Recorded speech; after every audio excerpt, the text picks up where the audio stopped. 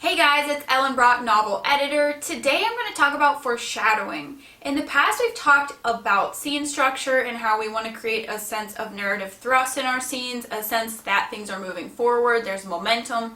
And foreshadowing can be a great way to create that sense of momentum in scenes that maybe don't have as much of an overt effect on the plot or an effect that's immediately clear to the reader. By using foreshadowing, you're promising the reader that something exciting is going to happen soon. And this can be a great way to keep their attention, especially early on or even later in the novel when you need to convey some backstory or some setup information that may not really move the plot forward in a clear way or may be a little bit more boring or tedious to read, but that promise made through the foreshadowing can help to pull the reader through that section of the story. An overt example of foreshadowing is in James and the Giant Peach by Roald Dahl. In the second chapter, there's a lot of setup information, but at the beginning of the chapter, there's foreshadowing of the inciting incident, so the reader knows that something interesting is going to come up in the story. Here is James Henry Trotter, after he had been living with his aunts for 3 whole years, which is when this story really begins. For now, there came a morning when something rather peculiar happened to him, and this thing, which as I say was only rather peculiar, soon caused a second thing to happen which was very peculiar.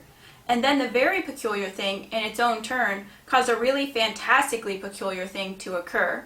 The chapter goes on to convey the physical and personality traits of his aunts, and we also learn a little bit more about James. But the foreshadowing early in the chapter keeps us engaged and invested because we know that something interesting is about to happen. Now, this type of overt foreshadowing tends to work better in children's books, though it can work in adult books depending on the style.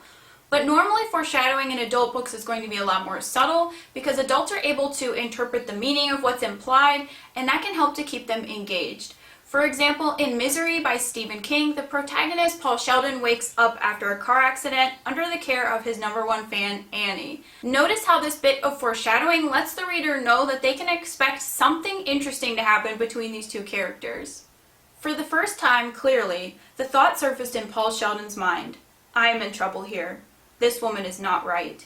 Stephen King has implied that we can expect something scary or something creepy to happen down the road. And by focusing on Annie being not right, we can stay engaged throughout the next chapter, which focuses largely on backstory. But that promise that something interesting and exciting is going to happen keeps us engaged and prevents us from getting bored or feeling like the story is stagnating. Foreshadowing can be conveyed not just through narration, but also through dialogue. In this example from Heart-Shaped Box by Joe Hill, the protagonist is talking to his assistant about how he was notified about a ghost up for sale on an auction site. "How'd you come across that anyway?" he asked, nodding at the computer. "We got an email about it." "From who?" "From the auction site. They sent us an email that said, 'We noticed you've bought items like this before and thought you'd be interested.'" "We've bought items like this before?" "Occult items, I assume. I've never bought anything off that site."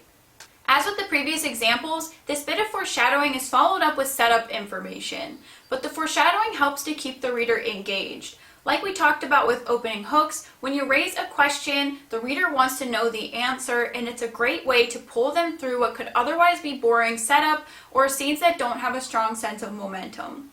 In the early pages of Let Me In by John Avito Lindqvist, the main character, Oscar, is looking at a scrapbook he's made of newspaper clippings about murderers while he's eating some candy. And while this is emotionally compelling on its own, it doesn't really create a sense of thrust or momentum.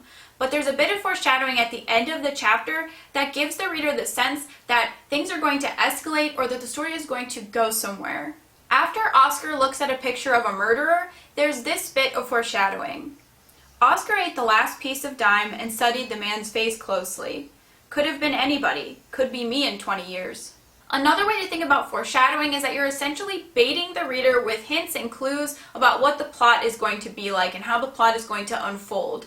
Just like your first chapter hooks help to pull the reader into the story initially, this foreshadowing can help to keep the reader engaged in scenes that might not otherwise have a lot of narrative thrust or maybe focus a lot on setup.